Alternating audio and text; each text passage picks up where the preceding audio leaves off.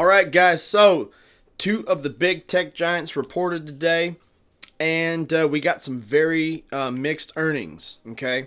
So I'm just going to jump right in.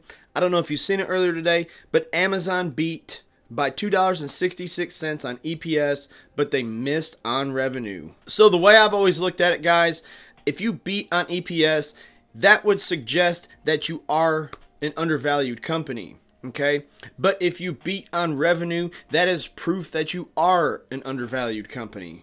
And, you know, Amazon just did not get it done this time. They actually set a lot of records. And, you know, like I said, beating by $2.66 on the EPS side is outstanding. You know, there should be a lot of pride and a lot of investor confidence in those numbers. But they missed by $540 million, so the bar was set just a little too high.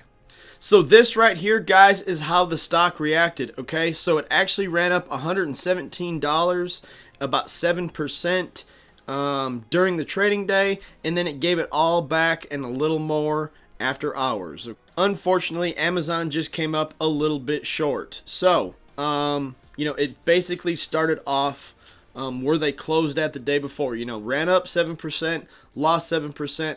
We'll see what tomorrow brings. So here we go.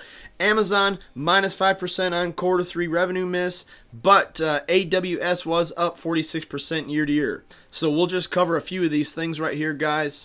Q4 guidance has revenue ROM $685 billion to $72.58 billion.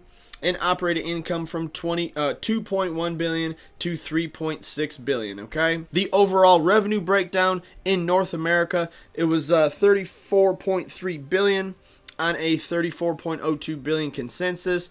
International was $15.5 billion.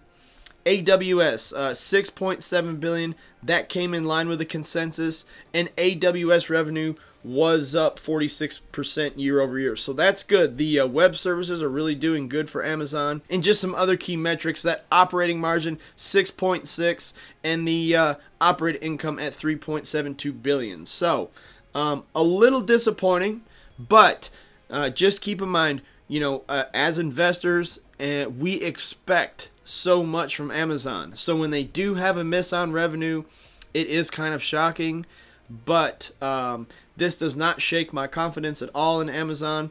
Like I said, we're going into quarter 4. We've got holiday shopping ahead.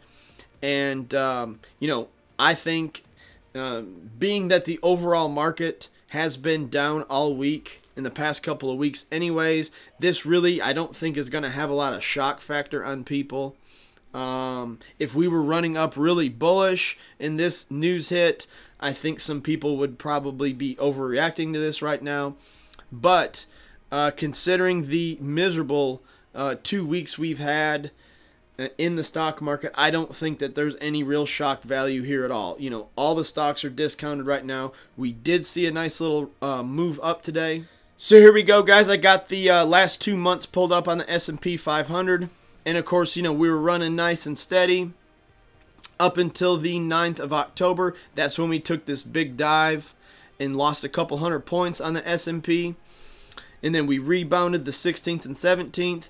And then we've dipped back down again on the 24th. And we did see a nice little rebound again today. So I just want to send you off with this message. Guys, nobody knows where the bottom is here. Nobody knows when we're going to hit the bottom. I'm anticipating the markets to open up in the red tomorrow, but you know, no one out there knows when the bottom is in. But this is why I preach to always have money on the sidelines to keep investing into these dips. You know, and the newer investors and the newer traders learn a very valuable lesson. If you had all of your money invested into these all-time highs right here, guys, and now you've left yourself with no money to invest into these dips, learn a very valuable lesson about your money management. And really, I'm not even going to call that an investing problem. I'm going to call that an income problem, okay? Because perhaps you just need to produce a little bit more income so you can invest into these dips, you know? But, you know, the more veteran investors like myself and other people, we know to always keep some loose money in your portfolio, like I said, to buy on the way down. And I will be updating my M1 Finance portfolio very soon. Thanks for watching, guys.